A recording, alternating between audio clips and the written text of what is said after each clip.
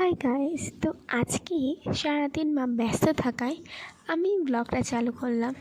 তো চলো, কালকে জন্মাষ্টমী, তাই মা সারাদিন ব্যস্ত, দেখে নেওয়া যাক কী হচ্ছে আমাদের বাড়িতে।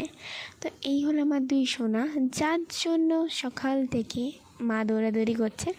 তো প্রায় সব কিছুই আনা হয়ে গেছে, শুধু ফুল এবং কিছু ফল টল মা আনবে, তাই মা আবার বাজারে যাচ্ছে।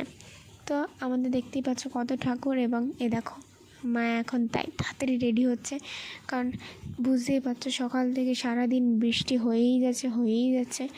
তো কী হবে, তাই মা এত তাড়াতাড়ি হাঁটাচলা করছে। তো ইগনোর দা নোংরা প্লিজ। আমাদের ঘরটা এমনি থাকে, প্রায় সময় থাকে, পুজো আচ্ছারিতে ঠিক হয়ে যাবে। আর এই দেখো, যেই না বেরোতে যাবে, এতক্ষণ আকাশটা ঠিকই ছিল, হঠাৎ করে একজন নেমে আসলো। ভয় পাওয়ার কিছু নেই, বেশি কেউ নেমে আসেনি, বৃষ্টিটাই নেমে এসেছিলো, আর কিছুই না। তো কী করা যায়, বৃষ্টি তো হচ্ছিলো ভালোই। এছাড়া আমাদের পাশের বাড়িতেও দেখেছো গোপাল পুজোর আয়োজন হচ্ছে। জেঠিমাদের সব স্টুডেন্টগুলো এসে ওদের বাড়ি সাজাচ্ছে। আমাদের বাড়িটাও সাজানো হবে, কালকেই সাজাবো সেটা না, কিন্তু এখনও বৃষ্টি হচ্ছিলো। তো আমি ভাবলাম কেউ না তো এক পোজ মারা যায়, বাট আয়নাটা নোংরা ছিল, দেখে মনটা ফটাস করে ভেঙে গেল। তো ভাবলাম আমারটা হচ্ছে না ভালো, তো মায়ের ছবিই নিয়ে নিই। তো আমি আবার গিয়ে দেখলাম, আর দেখে কি হবে বস, বৃষ্টি তো হয়েই যাচ্ছে। চাক একটু কমার পর বেরিয়ে গেলাম রাস্তায়, আমি আর মা, বাজারে যাবার মিশন অফ বাজার। ওকে, আমি জানি না নিজে আমি কি উল্টো পাল্টা বকছি, বাট ফট করে বেরিয়ে গেলাম, আমি আর কি করতে পারি বলো। যাই হোক, মা দেখছিল আমি এত আস্তে আস্তে হাঁটছি আর মা এত দৌড়াদৌড়ি করে হাঁটছে।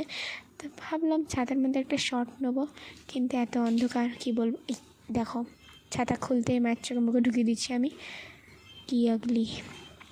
তারপর বাজার শেষ হয়ে পৌঁছায়, দেখেছো কি সুন্দর গোপালটা। এবং আমরা প্রায় বাজারের মাঝে চলে এসেছিলাম। তো মা ভাবছিল কিছু ফল টল নেবে, তো আমরা ফল দোকানের দিকেই যাচ্ছিলাম।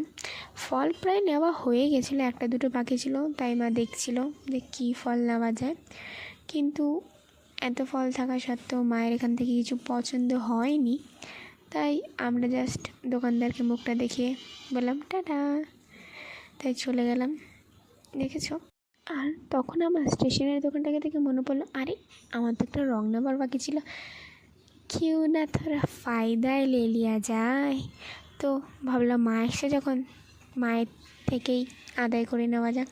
তো মাও আর কি করবে, মায়ের মুখটা দেখতে পাচ্ছ, মনে হচ্ছিল সব পয়সা নষ্ট করে দিল মেয়েটা।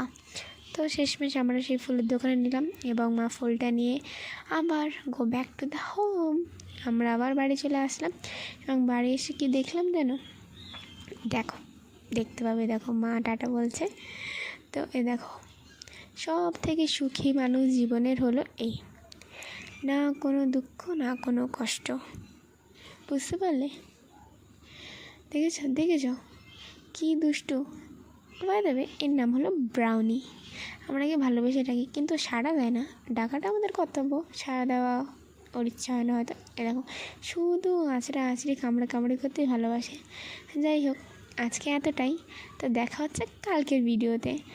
তো শুভ জন্মাষ্টমী সবাইকেই, কালকের দিনটা সবার ভালো যাক। Thanks for watching, bye guys. যদি ভিডিওটা ভালো লাগে, লাইক অ্যান্ড সাবস্ক্রাইব প্লিজ।